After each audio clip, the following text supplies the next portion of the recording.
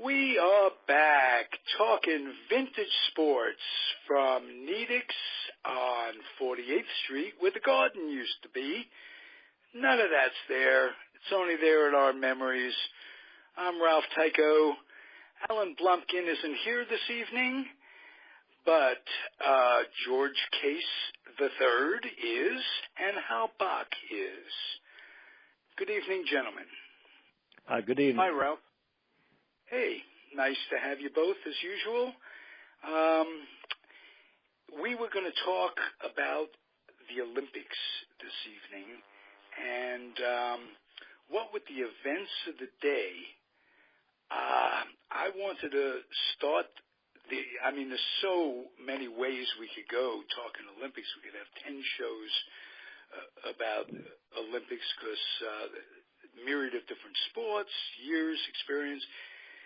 But given the news of the day out of Boston, where a superstar outfielder, I can't think of his first name, but his name is Jones. Adam Jones with Baltimore, was playing center field and was taunted viciously by the Boston crowd, 35 of whom were ejected. And what's really, ball players get taunted, this, that, and the other thing. This is 2018. He had to listen to the N-word. And in 2000, but going back to the Olympics, my first knowledge that there was an Olympics was another black gentleman, Jesse Owens, who has some ties to George Case's dad. Jesse ran in the Olympics in 1936, basically destroyed the myth, any myth in Hitler's mind of superiority, this, that, and the other thing. Avery Brundage was afraid to embarrass Hitler too much, so he left two Jews, Marty Glickman, whom we've talked about before, one of my heroes in life, and a fellow by the name of Kohler left them both off the Olympic team. This is 1936. When Muhammad Ali won a gold medal as Cassius Clay and later became Muhammad Ali, and took that medal and threw it in the lake, threw it in the river between Kentucky and Cincinnati. Lexington, Kentucky, I think it was, if I'm not mistaken. And I was a kid. I couldn't fathom it. This was I was so much younger and more and naive, and it was about the time that they were stripping him of his title and banning him from boxing and all of that. And now here we are in 2018. I'll tell you what, I'm embarrassed for the country, I've never set foot in Boston in my life. It's a state, it's Massachusetts. It's a state in the country in which I live in. And it's a northern state. If this were Kentucky, Alabama, yeah, what else is new? You hear that word directed to athletes on a regular basis still, but Boston? Start with you, George Case.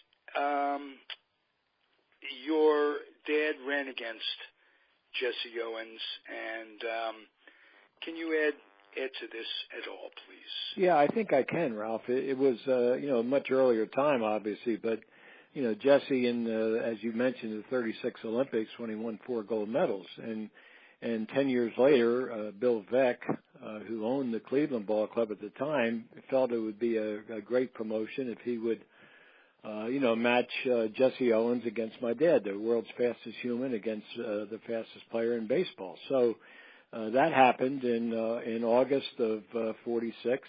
My dad was 31. Jesse was about 37, 38. So he was a little bit beyond his peak, but he still ran the 100 in 9.9 over the outfield grass in his full baseball uniform, and my dad ran it in 10 flat.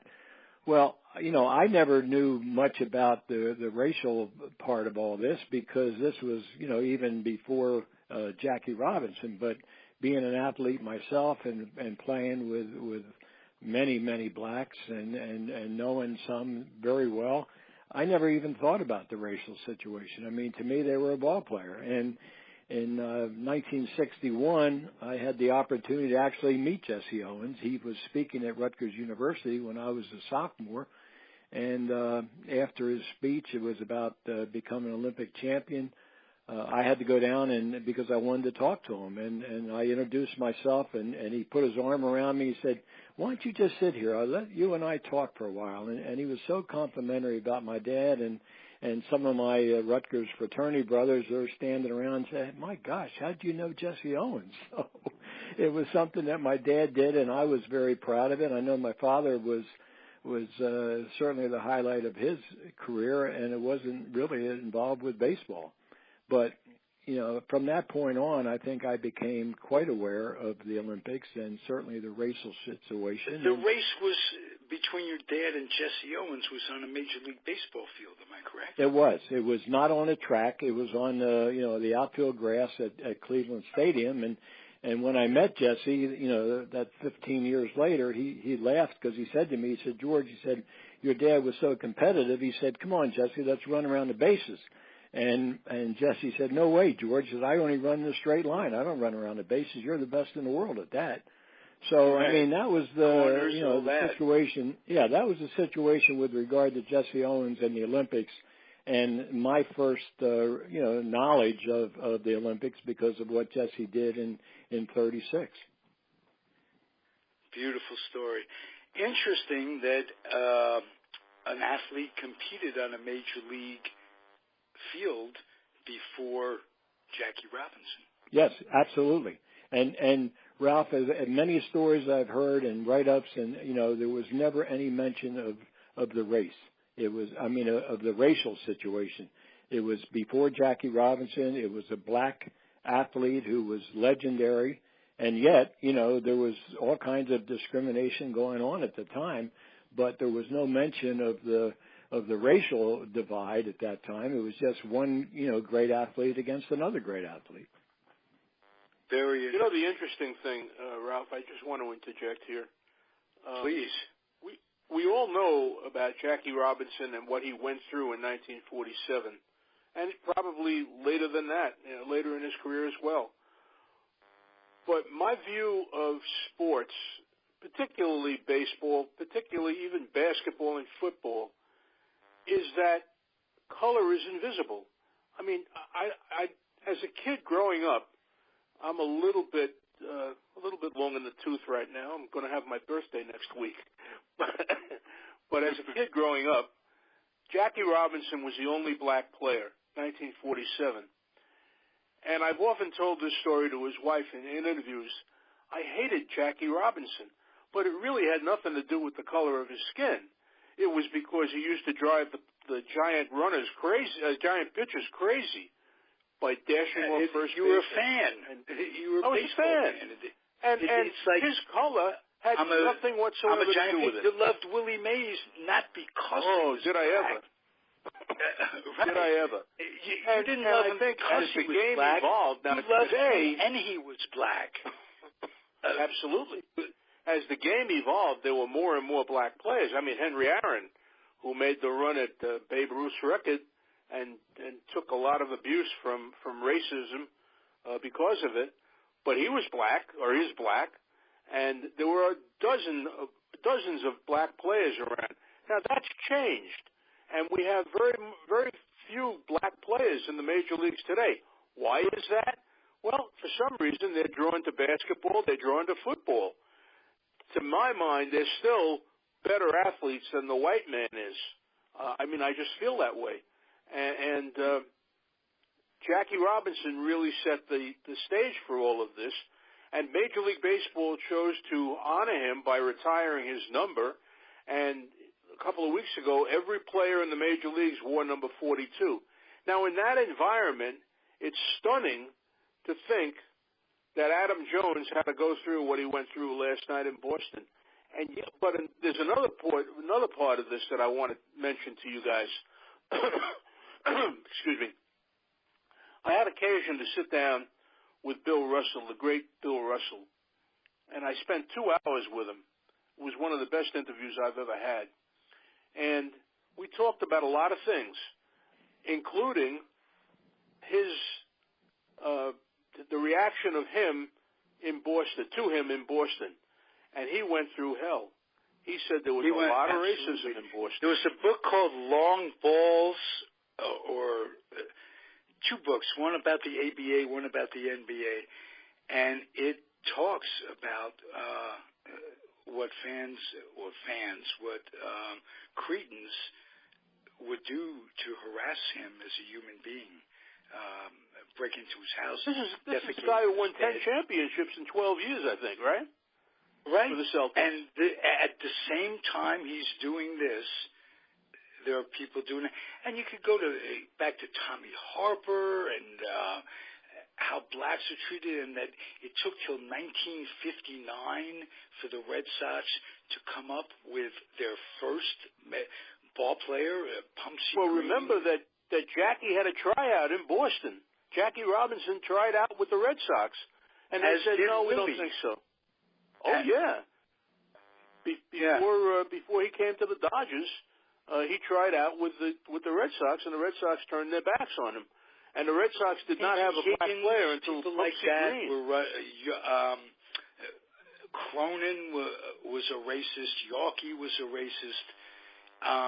And I really thought that after all these years, with what Russell went through, and given the fact that the Boston Celtics had 5 blacks starting, legitimately starting, and it's come to this.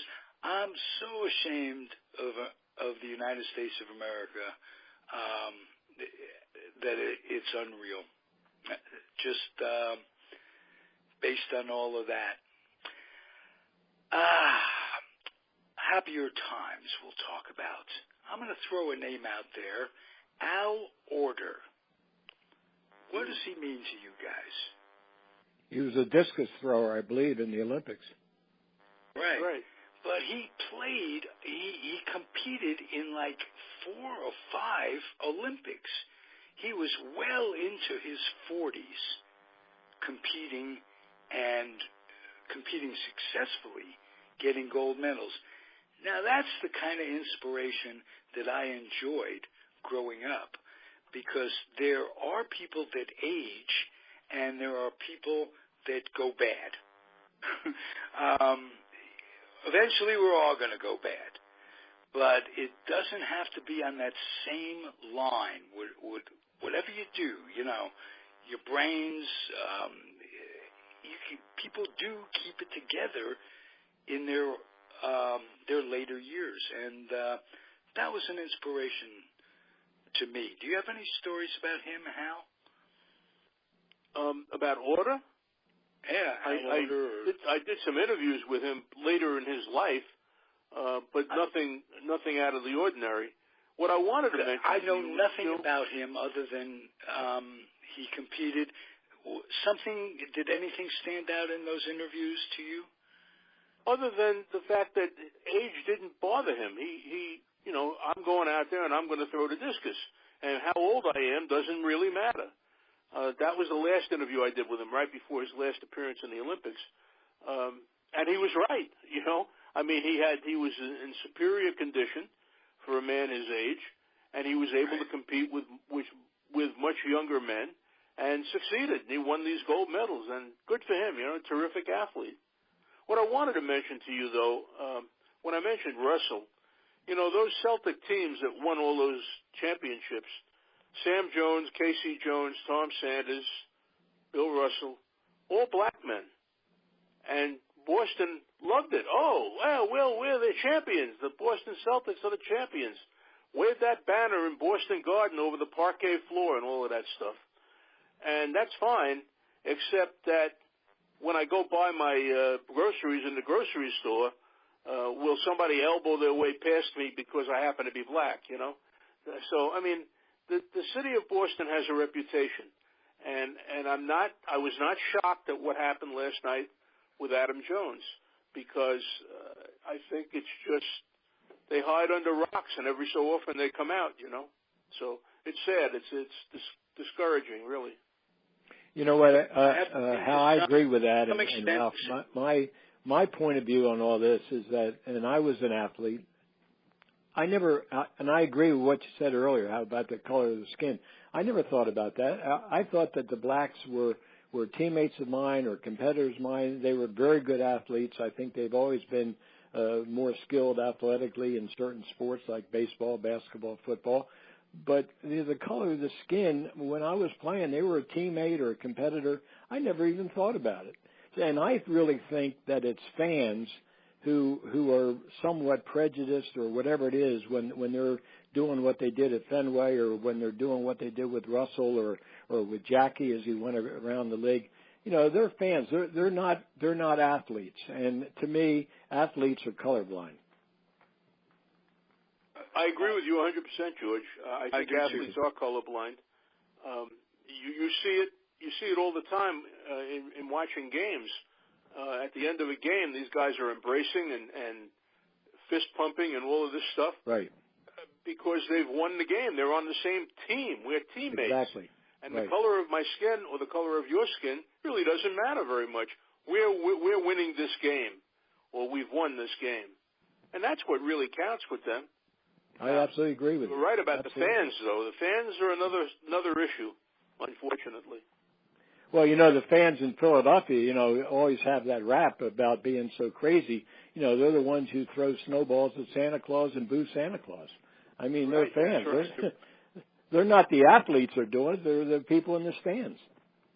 But they're happy to celebrate the championships. Oh, absolutely. They'll line up on... They'll line up on Broad Street and hundreds of thousands, the victory parade, and you know, and now, you know, even in hockey, if you look at hockey, Simmons with the Flyers is black. Very few blacks in hockey, but he happens to be one, and he's probably the best player on the Flyers team today. It's true. That's true.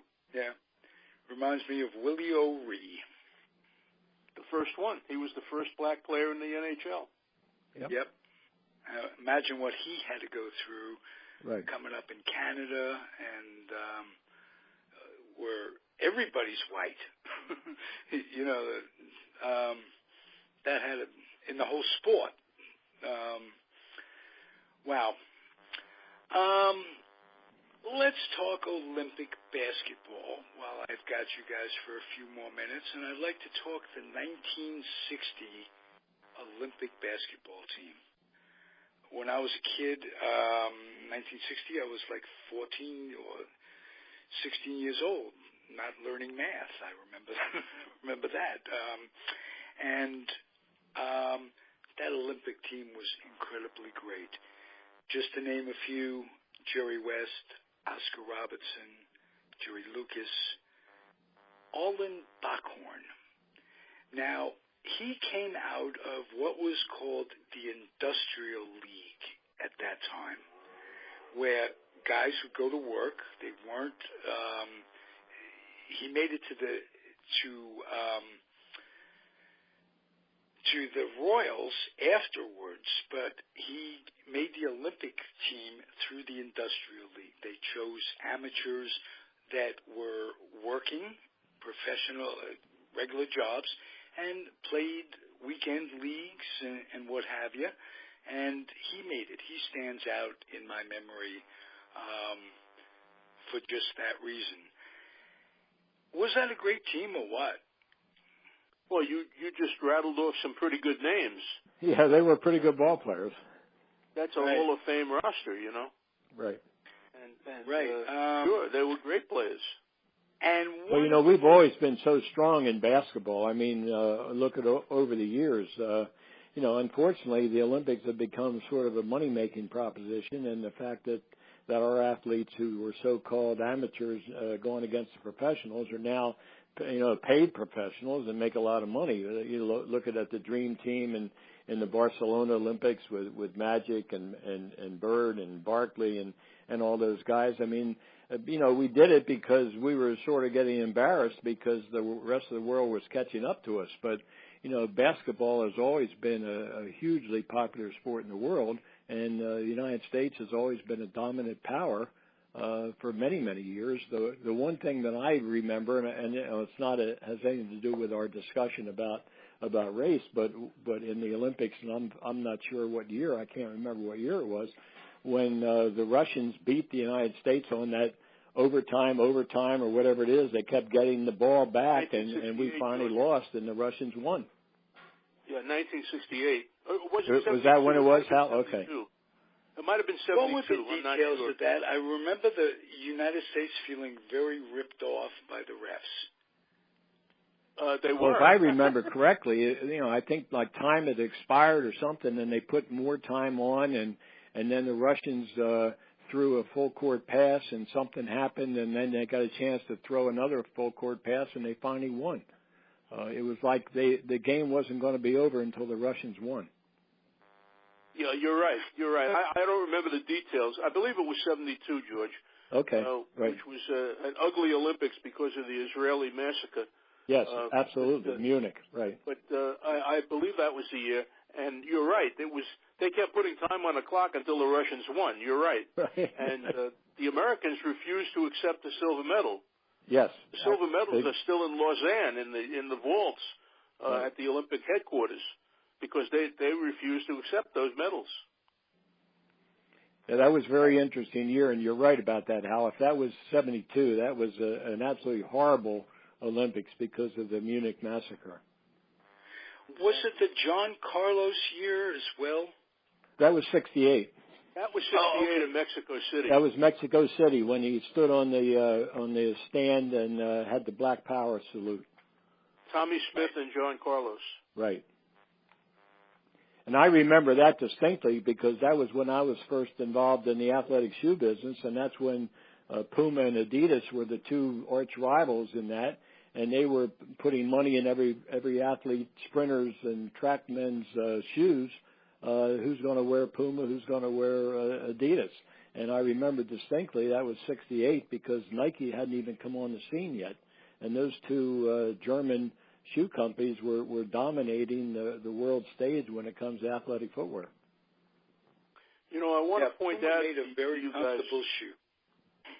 We've been talking a lot of negatives. I want to talk an Olympic negatives. I'd like to talk about an Olympic positive that I witnessed in 1980, the Miracle on Ice at Lake Placid. Oh wow! What a that was a classic, Hal. Absolutely unbelievable. Because you know the name of this show is Sports from Nedick at Madison Square Garden. So I went to Madison Square Garden about a week or maybe 2 weeks before the Olympic Games. And the Russians played the Americans in a hockey game, an exhibition hockey game. And I remember it well because I took my son, and we had really good seats, and we were watching this game, and the Russians ran the Americans right out of the building. I don't remember the final score. It might have been like 10-2 or 10-3, something like that. And I thought to myself, oh, my God, this is really going to be ugly when they get to Lake Placid and they're playing for medals. Right. And we got to that game. It was a magnificent night, just a magic night. It was like, you know, I remember as a little kid on the night that World War II ended and VE Day and VJ Day and walking out and people dancing in the street and people were so happy and so gleeful. And this was the same thing in Lake Placid that night after that game. It was like we had won the war again, you know, because it was a terrible time in America. I mean, there was a terrible time of the hostages were being held, I believe.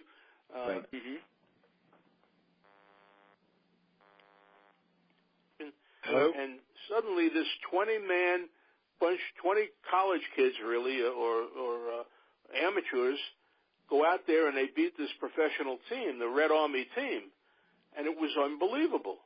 The great Al Michaels said, "Do you believe in miracles?" That was really a miracle. That certainly, I think, made Al Michaels' broadcasting career because everybody remembers that phrase. I mean, it was amazing. Al Michaels was a baseball announcer before that. He was a Giants and still is for a little while. Very versatile, talented guy, Al Michaels. A bit of a gambler, I'm guessing. I don't know. Because of his broad. He mentions the point spreads. He mentions the odds. Every game he's ever broadcast. That's fine. A talented guy. Did the documentary made about the Miracle on Ice stand up in your eyes, Hal and George? Well, if I can jump in here, it did for me. I am sort of biased when it comes to sports movies. I do not like sports movies that are far from reality with regard to the ability of a player or an actor. One thing I've always enjoyed with the baseball movies with Kevin Costner, as an example, because he was a ball player. Well, the same thing with Miracle on Ice. I happen to like that film because the clips that they did were of actors who actually skated and were very legitimate in the way they played the game. And then I thought that the role of Herb Brooks was very good. They had his speech down quite well, and they interspersed it with actual film clips of the 1980 Olympics. So I personally really liked that film. Good. I did too. I enjoyed that film. But of course, having been there for that game, it meant a lot more to me. It really did. Oh yeah, I bet it did. Highlights of my career. I remember Jim Craig was skating around the rink wrapped in an American flag, looking for his father. Yeah. Hal, did you bring your son to that game? No. My son was in 1980 was a freshman at Syracuse University, as a matter of fact. And no, I was working. Listen, there was those hours, those Olympics were long hours, day and night. So I didn't have time to be with my son at that time. Good. Speaking of the Olympics, my boyhood friend Marty Rose, who you knew briefly at the AP, his uncle Murray Rose was an Olympic writer, wrote a lot on the Olympics. Sure did. Can you share some Murray Rose stories? He's the guy that got us seats when we were kids. We went to every game. Anything you remember about working with Murray Rose that he was the ultimate professional. He was like a second father to me. I mean, I just learned my craft at his knee because I was hired as a professional. I had college degree and everything, and I came in and boy, Murray taught me the ropes. He really did. He was a wonderful, wonderful guy. And, I mentioned covering the 1980 Olympics. With the AP, we used to send, in my day, a small army of people to cover these games. I mean, think nothing of having 50 people at the Olympics. And now it's probably even more than that. Oh, it's probably even more than that now. In his day, Murray's day, he would go to the Olympics. There'd be two guys from the Associated Press, Will Grimsley and Murray Rose, and they would just churn out the copy.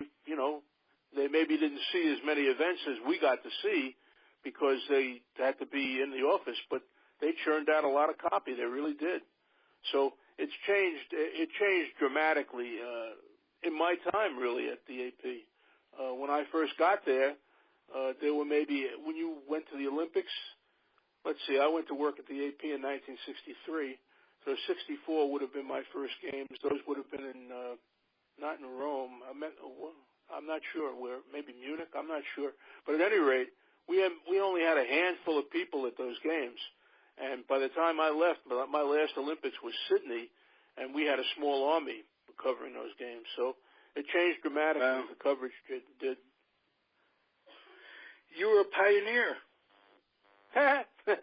Yeah, I guess so. You really were. Yeah, I mean, you think about it. You were. Hey, guys, thank you for sharing your memories. This is tremendous for me. I know it's enjoyable for those who listen because it's enjoyable to me.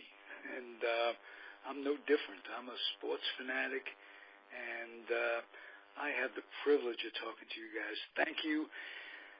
Next week we'll be back. Al Blumkin will be back, and I'll pick a topic during the week. We'll talk about something interesting. And till then, everybody, keep on keeping on. Thanks, gentlemen. Looking forward to it. Thank you very much, Ralph. Good night, Al. All right. Thank you, and adios, everybody. Bye-bye. Bye.